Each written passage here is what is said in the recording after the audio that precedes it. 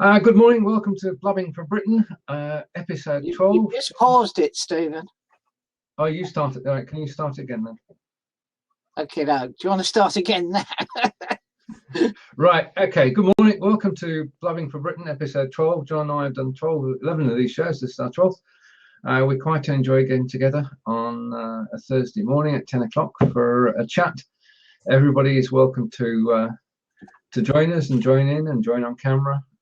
And join in by text, and it's basically for people in the UK to get a chance to see what Blab's about and to join in, and we welcome you all.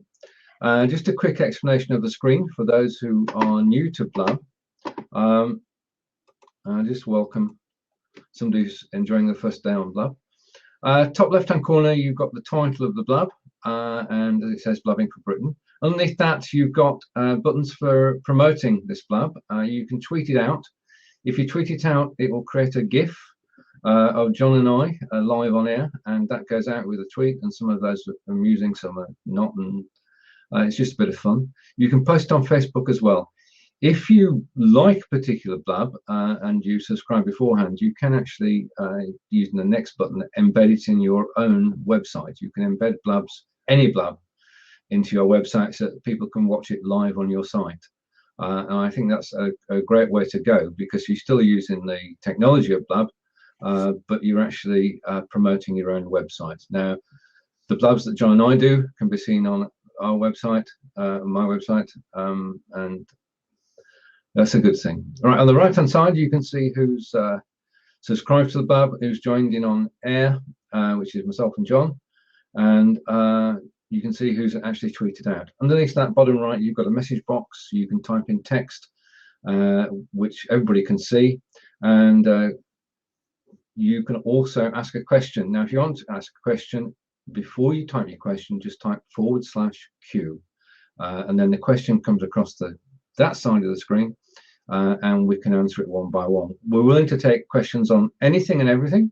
If we don't know the answer, we'll find somebody who does, and it's just generally to have fun. Finally, if you like what we're saying, and to help us feel that we're actually on target, if you press on our pictures, you can give us props, and thank you for that. And just for the purposes of this particular broadcast, I'm representing the Claret and Blue. Who are you representing, John? The Claret and Blue too, but different Claret and Blue from you, of course. I'm representing Burnley, and you're representing who? What's Burnley? Them people propping up the bottom of the Premier League? No. Yeah, I'm a Villa fan. Sad, isn't it? We're third in the Championship, John. Yeah, we're 22nd out of 22, so let's not go there, eh? If we're going to talk about a Midlands team, Walsall, yay, up to second now in the League One. So maybe we'll have more local competition in the Championship next year, because that would give us, if the Villa go down, which looks pretty likely, that would give us quite a few Midlands clubs in the Championship. Yeah. Anyway, does anyone want to talk about business? Anyone got any business questions they'd like to talk about? No? Right, that's okay. We're still waiting for the Blab improvements to come along. The only thing that I noticed this week is that there is now, just let me copy and paste, apologies for this. They announced last night a Blab channel on Reddit. All right. Which means that if you're hosting a show, you can post it on that list. And it's obviously going to be their public listing of shows, which would be a good idea, because it's sometimes difficult to find a show on the site itself. And I've noticed there's a couple of sites started up which are promoting Blab and promoting Blab shows, which is all to the good. And Blab themselves were looking for somebody to run their Snapchat account yesterday. All right. So they're actually using volunteers to to help out, which is a good way to expand. I mean, we know that's happened on Empire Cred. Yeah. A lot of volunteers actually helping to run the site. I think that's the way things may well go. Hello, Donna. Yes, and thank you for telling a little bird, everybody. Oh, right, okay. Now, we'll take the question. Opinion on Bernie Sanders. Now, we've got to say that we're Brits. Yeah, we have no idea whatsoever. We have no idea. We know who Bernie Sanders is. We know who Hillary Clinton is. And we know it's neck and neck. And we know that the coming caucuses will actually determine which one of the two. But we don't know. I mean, we have a differing view from the States. We are apolitical. And it's the person with the best policies. Just from a personal point of view, the only statement I'm going to make is I know a lot of my friends were very happy on the Republican side when Mr. Trump came second in the Iowa Caucus. But no, it's very difficult for us to have an opinion. If you want to follow that further, we may come back to that question. But it's a very difficult one for us to give a reasoned answer because we're watching from afar. Right, okay. Let's put that question on one side and we'll come back and answer the second question. Right, okay. Let's just go back to the UK system. Our Prime Minister is elected by his party, and our party are elected by people in the 600 odd constituencies. Our MPs are elected by us and chosen by us, and each party in each area chooses a candidate. Now that's they then vote on who's going to be the Prime Minister. We don't elect a political head of state, as it were. So our system is totally different from the USA. And it is very difficult for us to understand a campaign that goes on for, effectively goes on for 18 months. And it appears to be, I don't know, Nathyn, do you want to come on air for a moment? Rather than my waffling. Good, okay, all right, okay. If we open up the seat, and Nathyn can come and chat about American politics for a moment because we don't. Is that locked or open? We don't know too much about it, and it'd be good to have a first-hand view. Yeah, because I mean, obviously, it's in a. Is the seat locked, John? Yes, yes. All right, can you unlock it for Nathyn to come in? Right, you should be able to press the call in button now. Good morning, everyone, again. We're just going to have a segue where we talk about American politics, hopefully with somebody who knows more about American politics than certainly I do. John, what's your thoughts on American presidential? Okay. Nathyn's joining us now. Right. Okay. Oh, good. hello. Good morning. Morning. Well, it's 4 a.m. here, so just came okay. from decided to my room in the meantime. This is the first time ever I'm using this Blab website, ever. Welcome. So, welcome. As you can see, it's a new thing for me. It's pretty straightforward to operate. And it's up to 4 people chatting. We run this show every Thursday at 10 o'clock. And last week we had a gentleman from Carolina talking about beekeeping. So whilst it may say Blabbing for Britain, it's open to the whole world. So can you bring us up to date on the state of American politics and your views? Yeah, they just had Iowa, which is the first. First off, our election system seems weird because you think that they would go for a popular vote, given that the whole electoral vote was a thing that existed back in the days when people had farms and didn't have access to news, basically didn't have access to resources to be able to get news, so they would have informed people vote for them. But now that we live in a society where I'm talking to you and you're across the ocean and I'm on the internet right now, it's a slightly outdated system, first of all, at that. Second of all, it's Iowa, which, being from the Midwest, no one cares about Iowa any other part of the 4 years, except for now where they get to come in. I'm from Chicago, so our election. Yeah. So our elections will probably be less than a month or two. I bet American politics look obscene from a international perspective because they are so long. I dare say our elections are incredibly long. And because of that, the cable news organizations get kind of bored. So what are they going to fill all that time with than mindless, numbing things about what Donald Trump is saying? And I also wonder from a international perspective how the idea of Donald Trump actually being president, how the world will see that. Apparently Vladimir Putin's on board, but he does seem to. Sorry, go on. Yeah, they seem to like each other, Mr. Putin and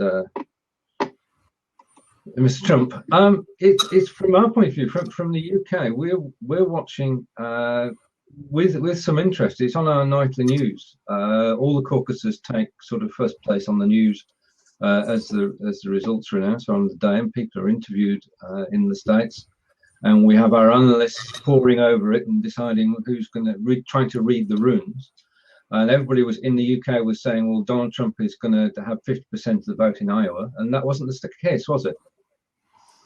You know, there's parts of me that think that he doesn't actually want to be president. So leading up to the debate, he backed out of the debate over something Megyn Kelly said, which seems asinine now. And I feel like Donald Trump's in a position where he doesn't actually want to be president, but he can't show weakness as himself as a brand, so he can't just say, I'm out or I give up. So I think he's in a rock and a hard place on actually, because he's doing well. And there's things that seem crazy, but maybe it's him trying to lower his own poll numbers. But it's weird how their whole economy, how everyone in the country has somehow, within the middle class, has either sided with Bernie Sanders or Donald Trump, which very polar opposites, quite frankly. Truly. I mean, we have a Labour leader here who is seen as a man of the people. And it's the same with Bernie Sanders, isn't it? Even though it might not be true, he has more allegiance amongst the general population. Young people. I'm 28, so people my age. Young people is a subjective thing. So the just getting a chance to vote and people within that decade, they're kind of being the ones that gravitate towards Bernie Sanders. So Bernie Sanders is kind of looked at as in someone whose voting record has been pretty much the same for ever since he's been in office. And the major argument between him and Hillary Clinton is basically now she's getting on these viewpoints that she holds today when Bernie Sanders has always held those points. So within the Democratic, the liberal side of everything, that's the kind of arguments that's going on. The Republicans are way more to the right than I think I'll ever be, actually. But then again, I have a lot of living to do, hopefully. Indeed. But it does just shape our lives. And obviously, America is still the most powerful country in the world, and its leader, who you choose as your leader, is important to us because the way that you lead is the way that we have to follow. And certainly on the international scene, we're talking about Europe and the Middle East. America has a huge part to play. And I think people thought it was a joke at first, Donald Trump running, and don't necessarily think of him as credible because he came from a reality show. But the United States actually has a pretty big history of celebrities ending up becoming politics. well, the biggest example you have is Ronald Reagan in the 80s. I am from Illinois. The state next to me, Wisconsin, has a Tea Party congressman who was originally on The Real World. You have next to that Minnesota, who had the professional wrestler Jesse the Body Ventura as their governor at one point. You have Al Franken, formerly from Saturday Night Live, and comic in general, who is a senator. Sonny Bono was a mayor at one point. So celebrity and politicians are roughly it has a long history of being integrated together. So we can see that's opinion of Donald Trump's not qualified because he's a celebrity person. That is not the case. That doesn't wash. Yeah. And he's funding his own campaign, isn't he? He's using his own income because in American politics, money is too much of a game in there. That's one of the big arguments, and that's one of the things that have been a major talking point on getting young people on Bernie Sanders' side, is the rhetoric about how there's too much finance and too much business involvement in the American political election system. So that is the market he's appealing to as well, people that want to see politics be less establishment, if that is the case, or if that can ever be. Because I'm from Chicago, so certainly there has been a political machine in that city's history, so, as well as the country in general. Political machine is basically kind of how we run politics, sometimes too much, in forms of like lobbyists, PACs, where if you can't physically you can't donate this large sum of money, you as a person. So there's an organization that you can feed money into, and that's how presidential candidates can end up being resources through just super PACs as well. Catch you a bit later. Yeah, it's an interesting time. Being 28, there's a certain element in the election process of optimism, but there's also a certain level of will. Well, with Obama, not everything has been proved, so you kind of emotionally get withdrawal, constantly seeing bickering back and forth, and the political parties not seeming to work together. So, from an emotional standpoint, watching it can be exhausting. Yeah, one of the things that Facebook has done, just to bring social media back into it, is that we have friends in America, and we can see from Facebook posts the extreme positions that people take. Those who are pro-Republican and those who are pro-Democrat have got totally different approaches to politics and to life, and it shows that there are differences across the country, as there are in the UK. I mean, it's similar here. We have different political colours throughout the UK and two main parties, but we've seen firsthand what people feel through social media. Now, just whilst we have you here, and it's very good that you are, can you explain what happens now to get to the convention, and then what happens after the convention to actually get to the final vote in November? In a nutshell, the candidates from the Republicans and the Democrats are going to particular states that they can get electoral college votes, and they get a certain amount of that, then they become the main candidate for each party. And then the candidate for the Republicans and the candidates for the Democrats will face each other for the election in November. However, at the same time, there can be third-party candidates that could jump in. Ross Perot has been notorious for that. Ralph Nader.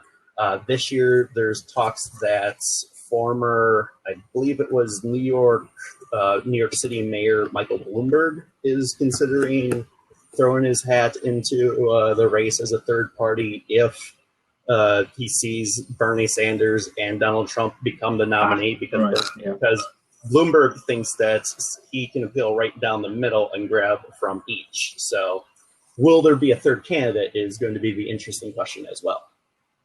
And then they have the big nights in November where each state have electoral value based on population.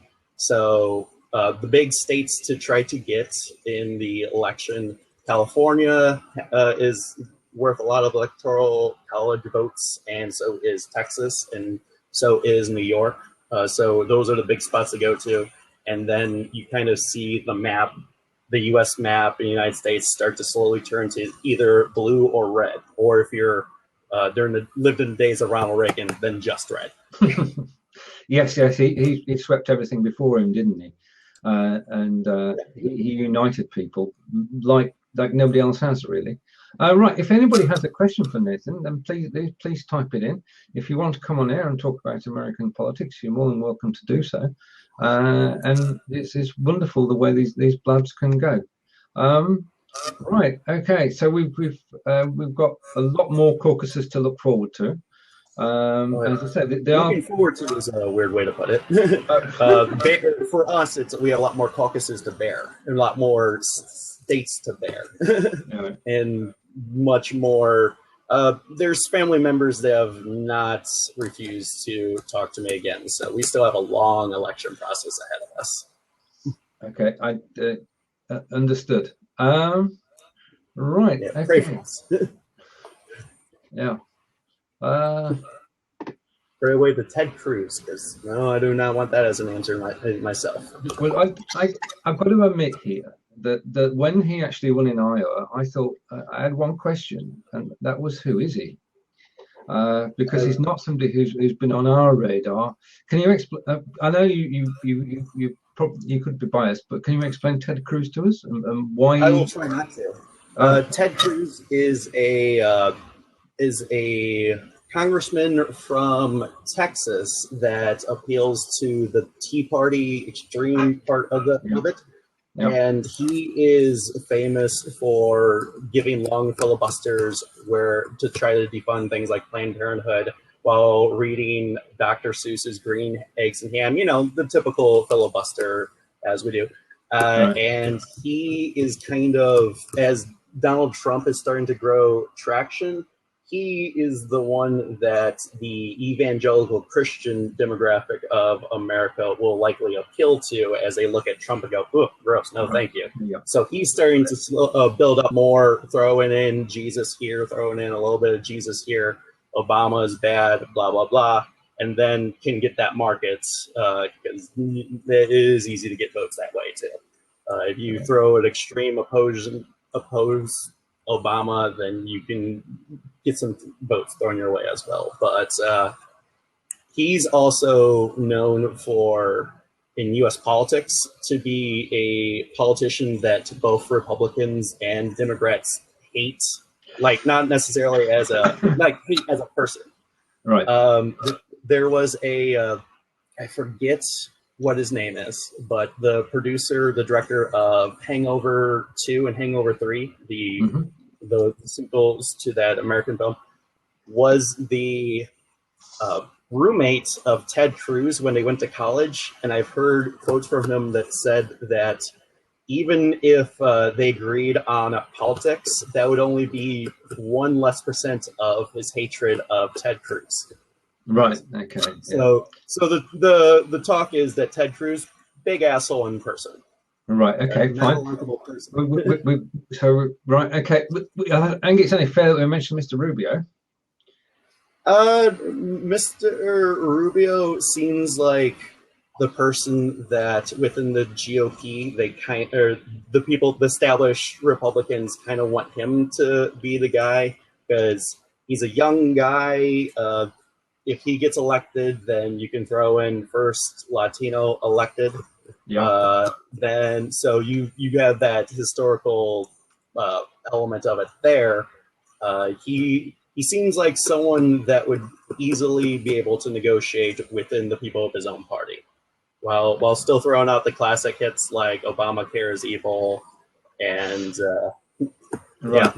Yeah, I want my country to have universal health care myself. So obviously, we don't necessarily agree, me and Mr. Rubio. But we're very fortunate in that we have that, and Obamacare was a step towards that, wasn't it? The big argument against it was the fact that everyone had to buy health care. But it's doing a lot of help, but a lot of people look at it and go, well, people like me to go, a single payer system would be a lot more efficient. Make it where there is a public option, and make it where the medical industry is not an attempt to gain a bunch of money off of people's health. Yeah. So it's hard to do the math when it comes to explaining it, because people will see taxes go up, but it's harder to point out that, well, you don't have to pay a premium anymore. You don't have to deal with this. So the taxes going up, at the end result, you're still technically paying less, but people can throw out, you're going to pay more taxes, and people will get kind of worried about that. Yeah, it's a spin, isn't it? There's a lot of that in our politics as well. At the moment, we're going to have a vote this year as whether we actually remain as part of the European community. And we've been given very little information, because we at the moment are part of a group of 28 countries in the EU, in the European Union, and we all ostensibly are working together. Politics has a tendency to use fear a lot too. Like even way back, even the kind of infant stage of television, you still have the day of Lyndon Johnson saying that Barry Goldwater would start a nuclear war. The joke from Jon Stewart and Daily Show is that, well, the thing is, Barry Goldwater himself also said that he will probably engage in a nuclear war. So, but you still have those classic attack ads, even from back in the day. Yeah. Even back to, what was it? Grover Cleveland's Bastard Son. I remember, or I think that was a thing as well. If you wanted to go with the political rhetoric deep cuts, then you can go some good old classic Grover Cleveland. And also the idea that Trump won't get in just because it's clearly he's saying racist things is not necessarily an argument as well, because we do still have a history of electing people that have been notoriously racist. I've heard the name Woodrow Wilson come up with that, but I would have to recheck that. Yeah. The whole taking Japanese soldiers during World War, or not soldiers, but internment camps. We have, what I'm trying to say is we're not always have the cleanest record in history. No, that's true of the UK as well. We can say one thing and we've done another in the past, and that's true of humankind. I don't think there's a country in the world which has a clean past, and I don't think that's going to change. I was looking at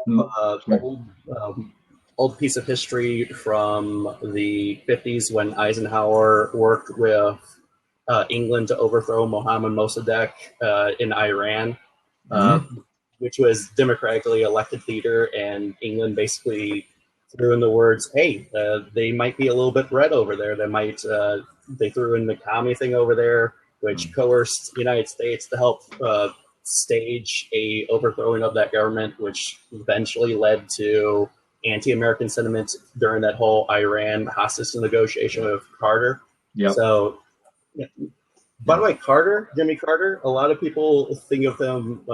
There's a good chunk of people that you think of him as a joke president. No. And there's a lot of people that kind of think that Ronald Reagan started that whole reduced government, when actually it started with Jimmy Carter. It was around the time that Richard Nixon got us off the gold standard. Factories were kind of not as strong as they used to be. And Jimmy Carter's way of dealing with the government was actually reducing government programs. So I sometimes will hear people snicker at Jimmy Carter that lean a little bit to the right, and it makes me snicker, because it's like, well, he did exactly what you would want to do within the political system and lower government. Yeah. Yeah. Right. Okay. If anybody wants to join us on camera, you're more than welcome to do so. We're enjoying chatting to Nathyn about US politics, which obviously is in our news, as well as this is also US politics is why I'm a big professional wrestling fan, because at least in professional wrestling they have the good guys win at the end. So right. At least it's written where at least they're supposed to be. Everyone's happy at the end. So I enjoy professional wrestling as a good distraction from reality when it comes to politics at times. Yeah. All right. Good morning, Stephen. Welcome. If you don't mind, I've got a quick question for Nathyn. Sure. And it's about friend Bloomberg. How serious do you think it is that should Trump be the... how serious do you think Michael Bloomberg isn't jumping in a race? How would it happen? He just declares, does he? There can be independent candidates. Ralph Nader was an independent candidate. You still have parties like the Green Party and the Libertarian Party and all that. They just don't end up really getting any traction because it's really a two-party system with a couple of miscellaneous parties. But he could probably get traction. How he would get on the ballot, I don't necessarily know. But there was in the 90s when they had presidential debates, they did have Ross Perot on the podium with them as well. I don't think that he would jump in if Hillary Clinton got the nomination. I think Michael Bloomberg sees it more as a just in case kind of a situation. Right. Thanks for that. Thanks, guys. And I will depart because since I'm on this part of the country, it is 4:29 right now, and my insomniac will eventually end at one point, hopefully. So, okay. Well, thanks for joining us. Have a good week, and we hope to see you again on the Blab. Cheers. Take care. Cheers. Wow, we've gone international, John. Cool, Yeah. Not I know anything about American politics. Not really all that bothered, but I'm bothered insofar as it's good to know who the president is going to be, and certainly that to get it from somebody who is not. I mean, we could tell he was a Democrat, but he wasn't a raving Democrat. He knew all about politics, which was very good to give us a reasoned overview of what's going on. I wouldn't. Well, I'm not going to say it because if I say it, I'll tempt fate. But that was very good. Now go for it. Go for it, Stephen. Who do you think will actually get in? I got a feeling that eventually Rubio will come through on the Republican side, and he will be against Hillary. You think she's got? Because she's got the political machine. I mean, it is. It's obviously money talks, but in addition to that, it's organisation, and the Democrat organisation that she inherited from Obama and from her husband has got to be worth something. Yeah. Right. Okay. We're going to welcome Liam. Hi guys. Hi. It's good to see you again. I'll jump off. Yeah. Right. Okay. You need to. Oh, right. Cheers, Stephen. Thanks for popping in. Yeah, I missed a couple of your shows recently. I know we missed you. We did. John and I said to each other, we said, "Where's Liam? And where's Kevin?" Yeah, I haven't seen Kevin on. He must be.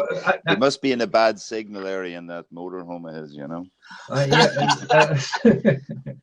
You might be out on the road. You're quite right.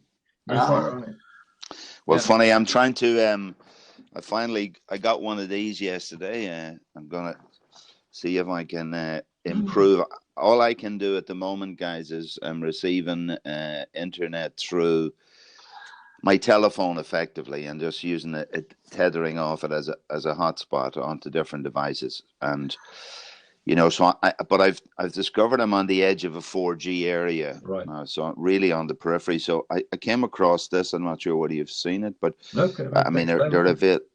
But essentially, it's just your standard Wi-Fi router, but it accepts a SIM card, right? So in here, it's going to accept a SIM card. So it would turn. So my objective is to put in a 4G SIM card. Yeah. And essentially, I would have all my LAN connections, etc. And I'm actually trying to discover today how to use an external antenna.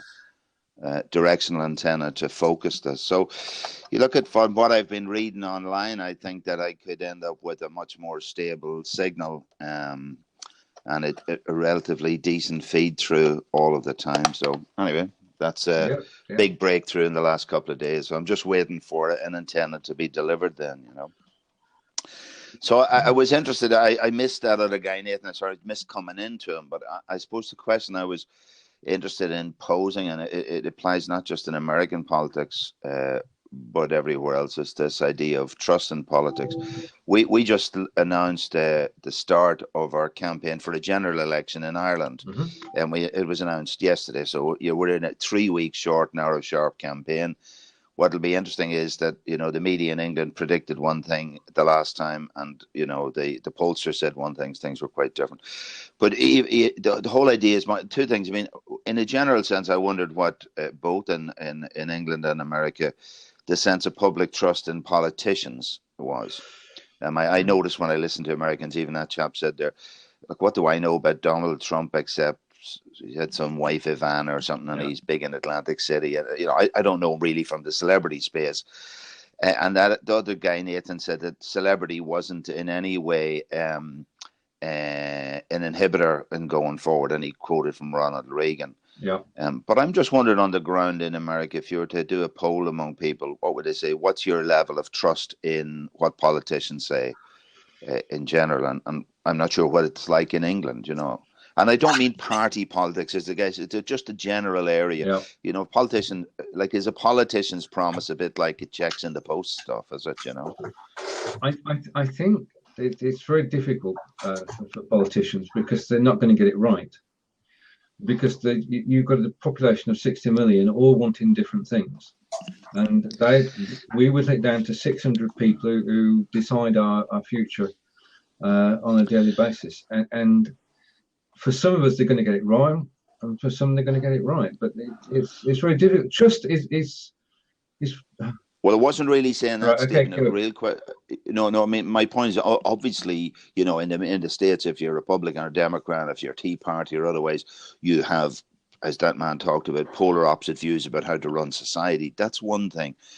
But if a person X goes in and says, I'm going to run society this way, and they run it a totally different way, and you didn't vote Y, who said they'd run it a third way, but actually would have run it a fourth way, then are you just as well going for celebrity stuff? I mean, and is this sense of belief by people, look at these guys, we have a retiring person in politics, he's been in it all his life, and he was Minister for Communications until a couple of years ago. But after the last election, 2011, he went in an interview. Now, this is paraphrasing him, so I want to be very careful to him, but it's not to be fair.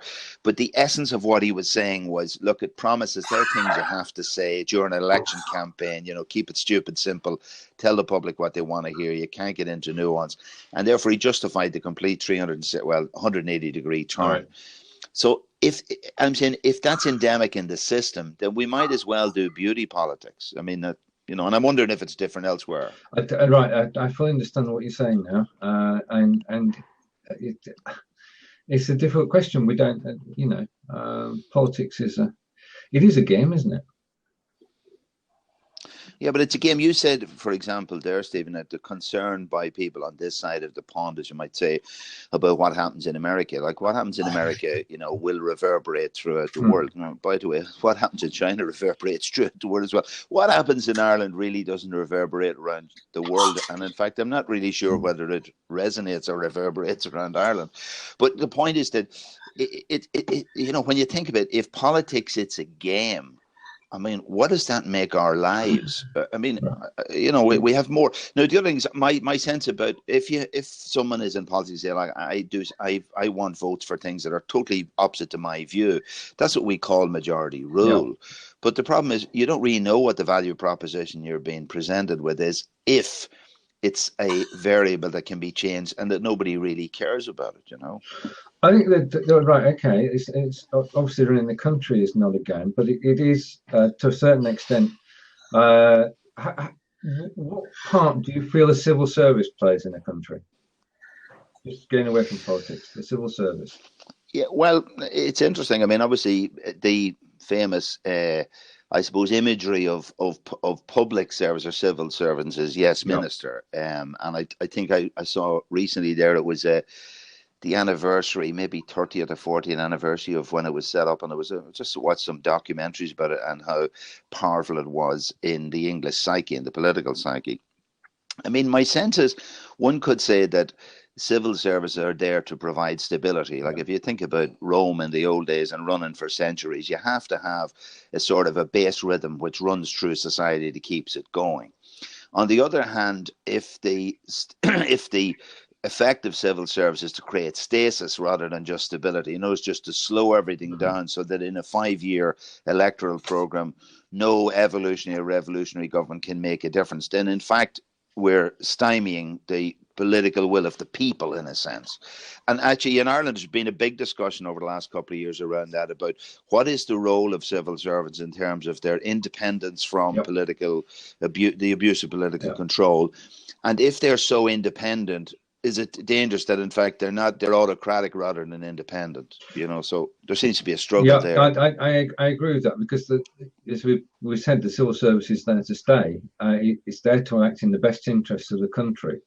And when government of particular colour comes in, they have to change to that particular party's way of doing things. But obviously, it's like steering a ship, isn't it? If the ship is going at 20 knots, it's very difficult to stop it. And for a civil service to change from one tack to another, it must be difficult. Yeah, one of the things, of course, about civil servants is they're essentially unaccountable and they're generally fairly invisible. Just give you an example. Just before Christmas, Ireland looked at producing what was called a legal services regulation bill. Now, just explain that in terms of being rescued from the financial collapse around 2009, 2010, Ireland borrowed gigantic sums of money from the European banks, essentially, and a body called the Troika were sent in to monitor Irish reconstruction or reconfiguration of their behaviours so that it'd be financially more efficient. And the two areas that they particularly highlighted on were the cost of legal services and the cost of medical services. So this legal services bill was put in place to meet that requirement of the Troika. Now, there was an issue in relation to it that I had a fundamental query about, and I tried to raise this question through a member of Parliament, which we call TDs, we call them, but members of Parliament. And this person put down, she was very helpful and she wrote a very good and cogent question. And the leader, or I think the equivalent in England of the Speaker of the House, blocked the question from being asked. Which I thought was really interesting, and so I had to end up reading up the rules and regulations around this, and then this person, it was a female TD, she reframed the question again to try and get it gone, and it appeared that the procedure was that she appealed the decision of the Speaker of the House to the Speaker of the House, who rejected the appeal of the decision about, get that into your heads, guys, about this idea. Yeah, no, but I mean the two fundamental rules of natural justice across, which supersede all countries and everything, are called nemo iudex and causa sua. One can't be a cause in your own case, and the other one's audi alter and partem. The other side must be heard. So, I mean, I was shocked at that. At the top level, they didn't even realize this was funny. But when I went in further, what I discovered was that what was happening, their idea of the Chinese walls was that one civil servant was passing the question to another civil servant who would parse it for a third civil servant who would effectively make a decision which they would pass on to the Speaker of the House, who would then say that he refused it. So in other words, it seemed to me that the rejection or refusal or the parsing of questions was now in the control of invisible people who are unaccountable. And I said, again, I keep asking Aaron this question, does it matter? And people say, you're too close to the coast there. No, you should go to the water. But again, I keep thinking, the reason we don't know those things, and going back, say, to the start of American politics, I have a sense in American politics that it's all for TV. I mean, I'm wondering how many people even are in a position, I don't even, is there one man, one vote in America? Yeah, I don't even know if there is. I don't understand these votes. Yeah. I mean, do they have sort of 200 million people voting and whoever gets the most amount of votes literally gets elected? I don't think so. I think they group votes quite differently. And as a result of it, therefore, I wonder whether the ordinary civilian voter actually has a sense that they have that individual stake in the running of their society, whether it be England, Ireland, or the States. Yeah, I take your point, and it was very interesting to listen to Nathyn, because I say, whilst he was obviously a Democrat, he gave us quite an overview of what is going on. And I don't know the answer to the question. I don't think there is one, is there? In terms of one vote in 200 million, what does it matter? Well, look, I mean, it's interesting. I suppose one of the reasons I haven't been sort of online for the last couple of weeks is I decided before Christmas, I said, well, look, let's say I decided, Gandhi said, essentially the world changes by the change in oneself. Mm-hmm. That's the only thing you can change is change yourself. So let's say I said that the journey of 1,000 miles starts with one step. So I said, okay, well, sure, I decided this. So I decided to set up this citizen-led campaign. And its mission is to rebuild public trust in politics. Okay. So that was my objective. And I came across something I see from the English tradition, and they're called the Nolan Principles. They were generated by a judge called Nolan in the late 90s, I think it was. It was requested by the British government to create some sort of public service ethics code for public representation, etc. And so I took all this, there are 7 principles, and I took them and I looked for an anagram that could make sense. So I don't know whether you get this. So the anagram is the following: ISO, ISO, and the second part of it is HALO.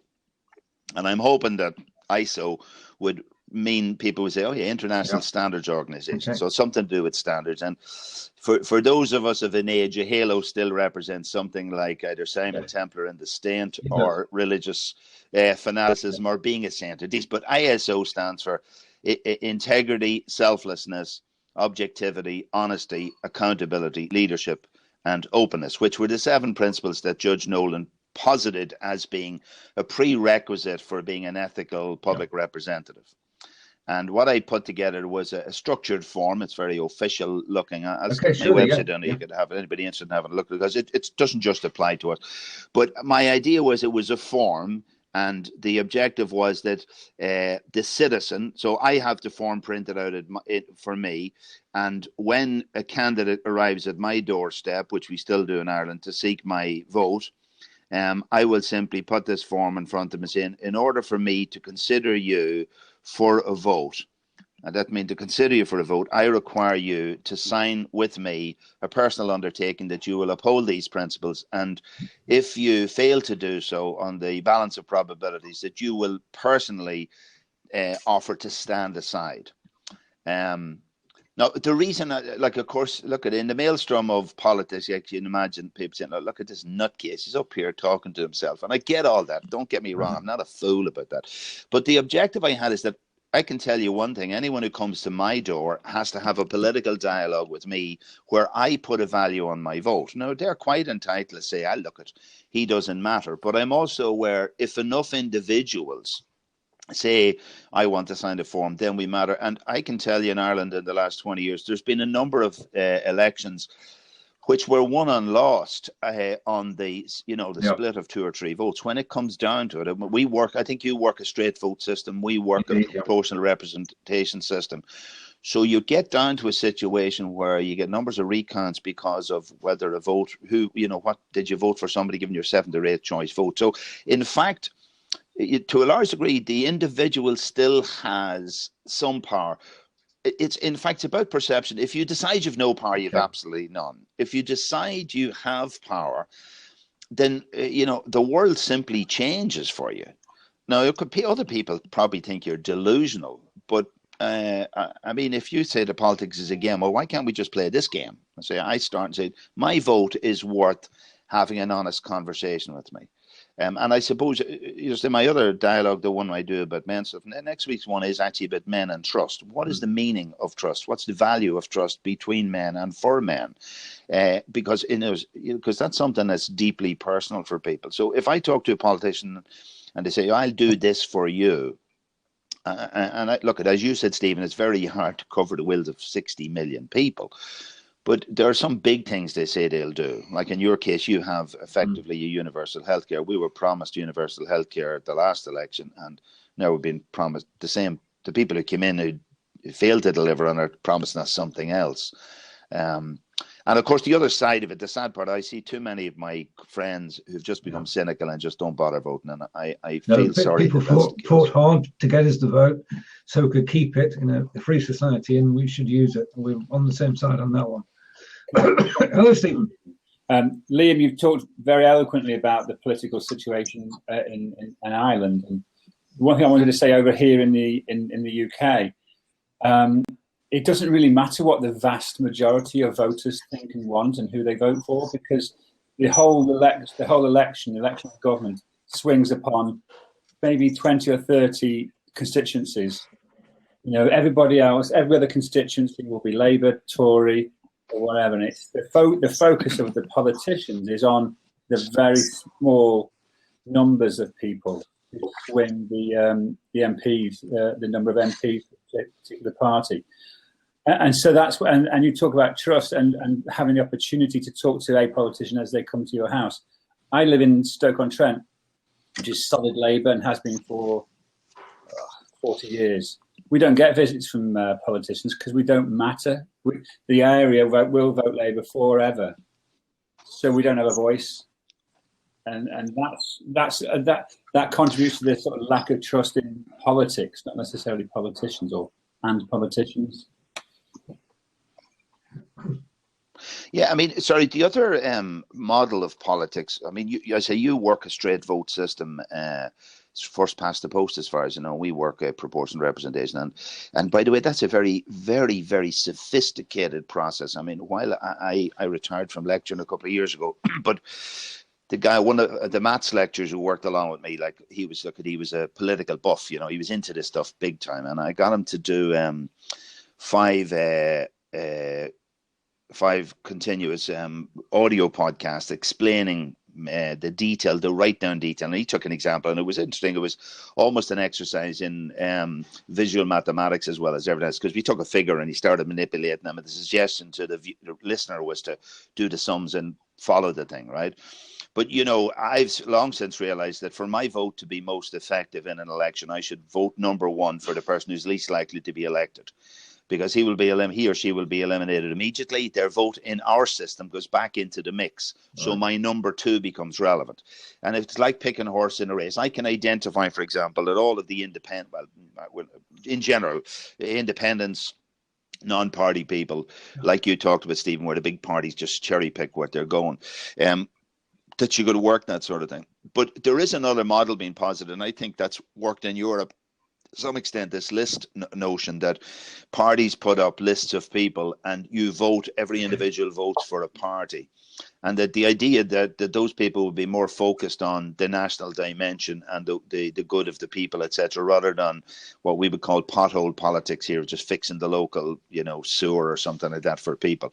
And I wonder if that were applied in England, for example, Stephen, that your vote might, at least in those terms, be as equally valid as someone in another area who gets the local attention to their politicians. And the other things, the question is, if none of this changes, will society become worse in a world which is effectively where corporations have a lot more influence in government policy than a couple of people in Stoke-on-Trent or anywhere else? I mean, in Ireland, if Apple decided, as let's say they've come in here and said, we want to create a massive data center in a particular aspect of the country, we'll build wind farms and everything to produce it.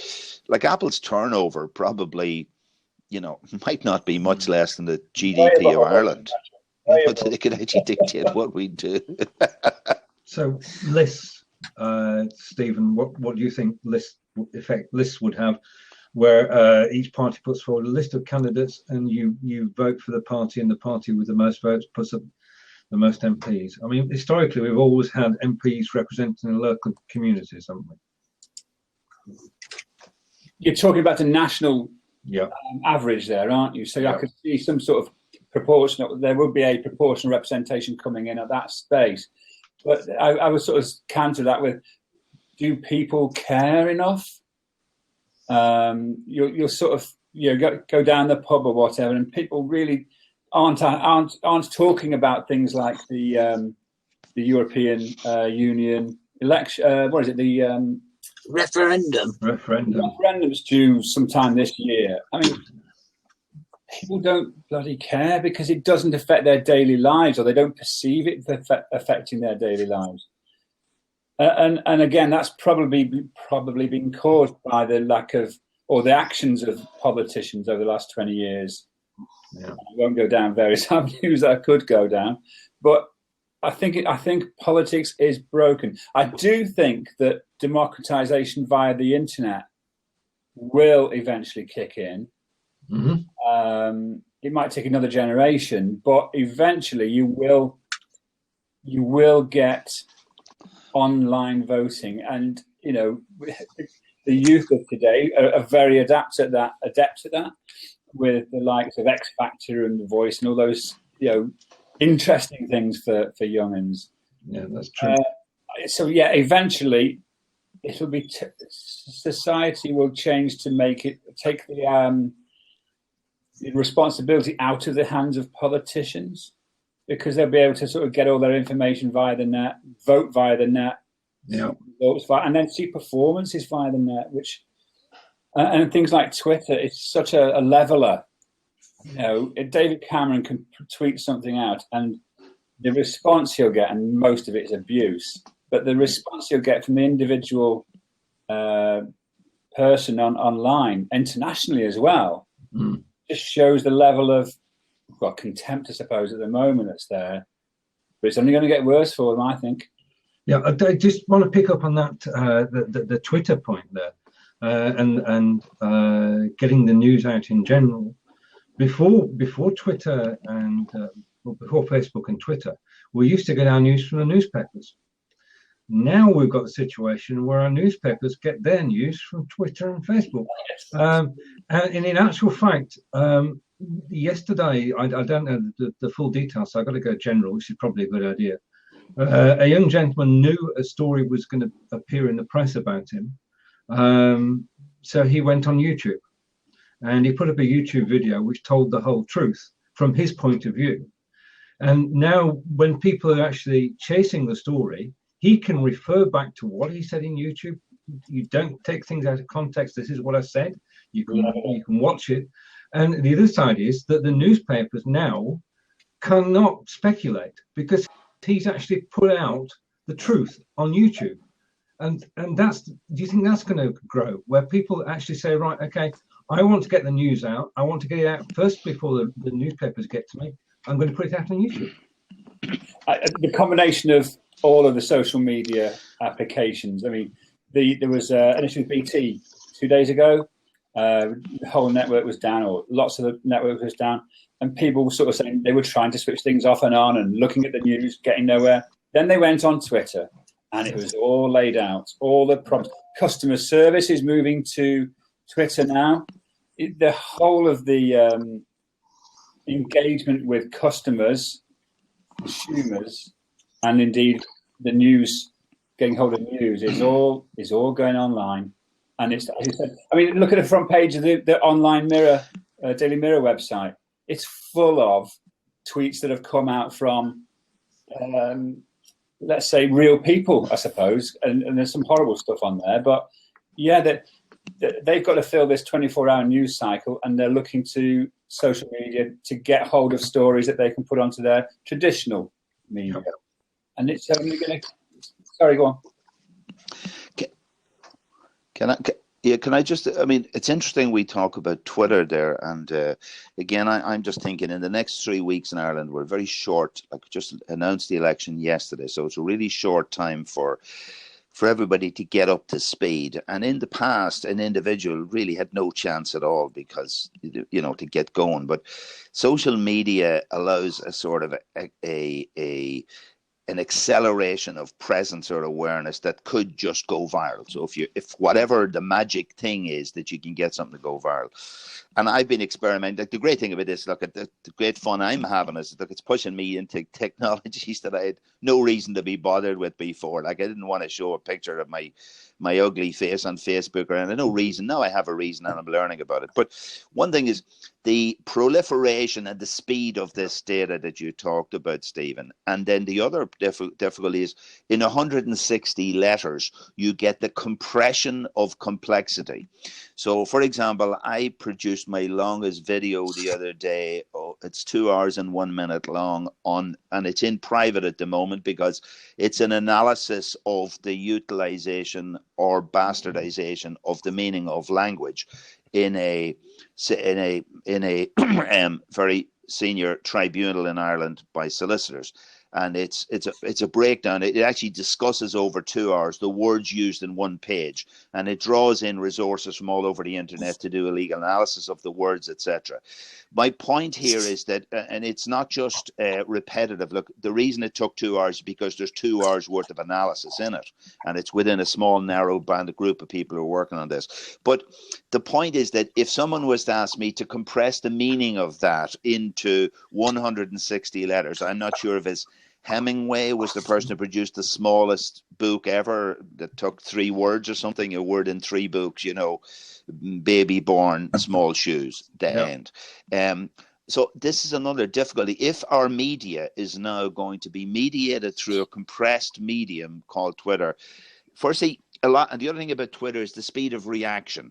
And my sense is, you know, you could react in an emotional or a visceral way to a comment made by somebody and it gets out of control. So it is a really different medium altogether. One of the things that I've said this before, my company looks into emotional responses and what have you. And I know a company who do semantic analysis, sentiment analysis, sorry. Let's get those words mixed up.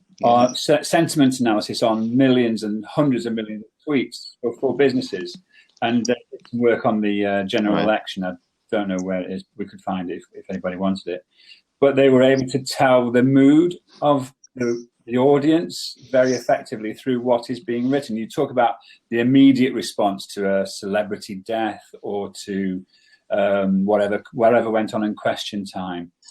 So it's a two-way street, and marketers are trying to utilize social media. They're looking for the good viral campaign. So many of them get it wrong, of course, but they can get instant feedback. So we talked earlier about what trust do the people have in politicians. Well, the politicians have got a pretty good idea of how they are respected or not within their audience internationally as well. Although obviously they're more interested in the local.